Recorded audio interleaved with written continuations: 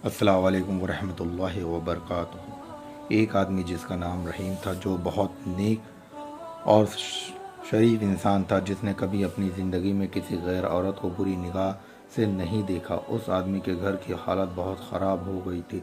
नौबत यहाँ तक कि पहुँच गई कि घर में फाके हो गए। उस आदमी की एक जवान बेटी थी। जब फाके हद से बढ़ गए तो वो लड़की अपने छोटे बहन भाई की हालत देखकर बहुत परेशान होने लगी।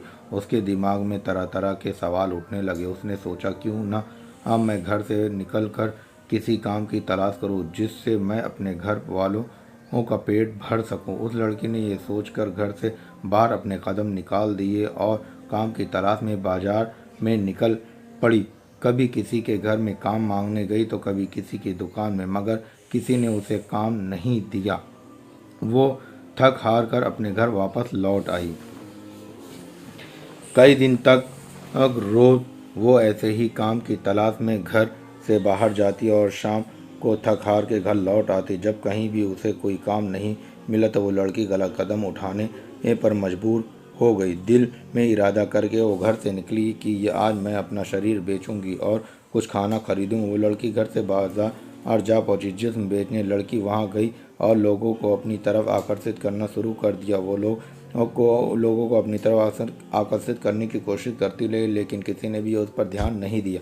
ध्यान तो दूर, किसी ने उसकी ओर निगाह तक उठाकर नहीं देखा। लोग आते और उसकी ओर नज़र उठाए बिना निकल जाते। इसी तरह खड़े खड़े लड़की को शाम हो गई। वो परेशान होकर घर की ओर कदम बढ़ाने लग गई। जब वह घर पहुंची तो अपने वालिद को परेशानी के देखकर दरवाजे पर बाप ने बेटी को देखा और पूछा, बेटी कहाँ गई थी?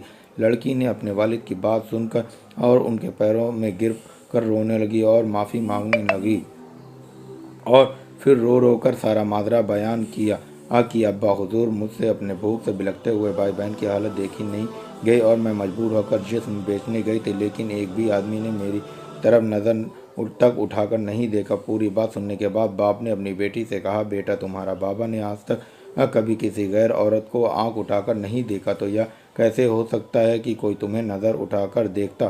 सबक, इसलिए अपनी गंदी निगाह किसी औरत पर मत डालो, क्योंकि नज़र गर्म बीज होता है। जैसा बोओगे कल को वैसा ही पाओगे। आज आप अपने आप को खबरदार करेंगे तो कल तुम्हारी औलाद भी महफूज रहेगी। प्यारे दोस्तों, अगर आप लोगों को हमारी वीडियो पसंद आई हो और अगर आपको इस वीडियो से कुछ इल्म हासिल हुआ हो तो नीचे दिए गए सब्सक्राइब बटन को दबा कर बराए मेहरबानी ज़रूर कर दे। शुक्रिया।